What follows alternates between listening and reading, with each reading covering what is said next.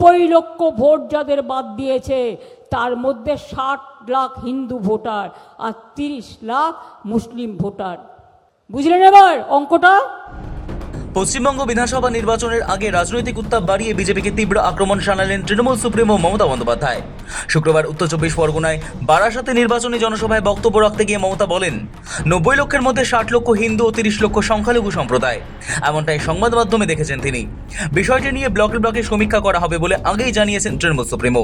সেখানে আসন্ন নির্বাচন প্রক্রিয়া নিয়ে উদ্বেগ প্রকাশ করে মমতা অভিযোগ করেন, অন্য রাজ্য থেকে লোক ঢোকানো হচ্ছে বাংলায়। তার দাবি, অসমে ভোট দেওয়াতে উত্তরপ্রদেশ থেকে 50,000 লোক নিয়ে যাওয়া হয়েছিল, এখানেও সেই চেষ্টা চলছে। গতকাল আসামেও শুনলাম এবার হেরে যেত, হারছিল, 50,000 লোক উত্তরপ্রদেশ থেকে টেনে এনে ঢুকিয়ে কাল ভোট দিয়েছে। এদের লজ্জা ঘৃণা ভয় কিচ্ছু নেই।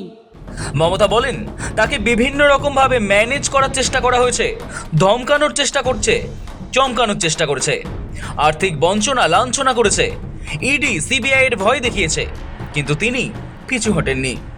ওরা আমাকে অনেকভাবে ম্যানেজ করার চেষ্টা করেছে, অনেক ধমকানোর চেষ্টা করেছে, চমকানোর চেষ্টা করেছে, টাকা বন্ধ করে দিয়েছে। সিপিএম সরকার থাকাকালীন সারা দেহে মার খেয়েছি, কিন্তু কোনোদিন পেছু হটিনি।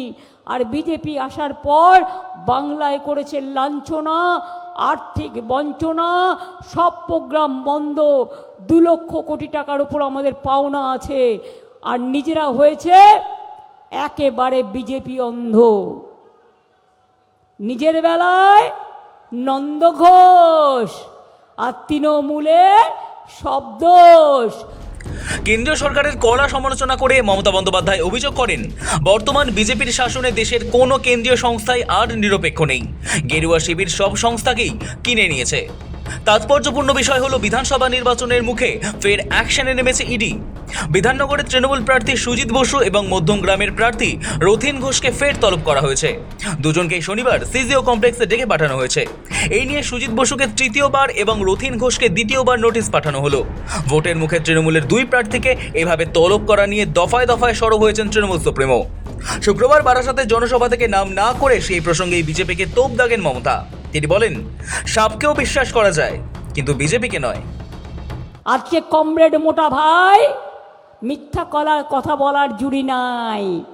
দিল্লি থেকে এলো মোটা গাই, সঙ্গে এলো মোটা ভাই, আর এলো ইডি আর সিবিআই। সবাইকে নোটিশ দিচ্ছে, সবাইকে ধমকাচ্ছে, সবাইকে চমকাচ্ছে। বাংলার 500-র বেশি অফিসারকে বাইরে পাঠিয়ে দিয়েছে, যাতে বাংলার মানুষ কাজ না পায়। আর নিজেদের পছন্দ মতো লোক এনে বসিয়েছে। তার কারণ ধান্দা, টাকা ঢোকাবে, বন্দুক ঢোকাবে, ড্রাগ ঢোকাবে, মানুষের অধিকার করবে। বাংলার 294টি আসনেই নিজেকে তৃণমূলের প্রার্থী হিসেবে বিবেচনা করার জন্য ভোটারদের কাছে আর্জি জানান মমতা বন্দ্যোপাধ্যায়। তার দাবি, বিজেপি কেবল ভোটের স্বার্থে মিথ্যে প্রতিশ্রুতি দেয়, যা কখনোই বিশ্বাসযোগ্য নয়। নিতে গণতন্ত্রের থাপ্পড় দেবেন, নিজের ভোটটা জোড়া ফুলে দিয়ে এর বদলা নেবেন। নিয়ে বলুন, যতই করো হামলা, এবার হবে গণতন্ত্রের বদলা, ভোট দেবার বদলা। বাংলাকে করেছো টার্গেট, আমরা দিল্লিকে করছি টার্গেট। 26শে আগস্টের পরে দেখবেন কেমন খেলা হবে। এই নির্বাচনে দুরন্ত খেলুন এবং বদলা নিন। অনেক লাইনে দাঁড় করিয়েছে, একটা দিন কষ্ট করে ভোট দিন। কোনো পার্টিকে তৃণমূল কংগ্রেস জোড়া ফুল ছাড়া ভোট দেবেন না, কাউকে পাওয়া যায় না। বাংলায় 2 দফার নির্বাচনের আগে তৃণমূল ও বিজেপির মধ্যে এই বাকযুদ্ধ রাজ্যের রাজনৈতিক সমীকরণকে আরও উত্তপ্ত করে তুলেছে। বারাসাত ও দেগঙ্গায় এবার প্রার্থী বদল করেছে শাসক দল। বারাসাতে 3বারের তারকা বিধায়ক চিরঞ্জিত চক্রবর্তীর পরিবর্তে সেখানে এবার টিকিট দেওয়া হয়েছে পোড়খাওয়া রাজনীতিবিদ বিধাননগর পুর নিগমের চেয়ারম্যান সব্যসাচী দত্তকে। মুকুল রায়ের হাত ধরে একসময় তিনি বিজেপিতে যোগ দিয়েছিলেন, পরে দল পরিবর্তন করে ফের সব্যসাচী তার পুরনো দল তৃণমূলে ফিরে আসেন। এদিকে দেগঙ্গার 2বারের বিধায়ক রহিমা মণ্ডলকেও আর প্রার্থী করা হয়নি। তার জায়গায় 26-এর ভোটে সংখ্যালঘু অধ্যুষিত দেগঙ্গা কেন্দ্রে প্রার্থী করা হয়েছে তৃণমূলের তরুণ মুখ আনিসুর রহমান ওরফে বিদেশকে।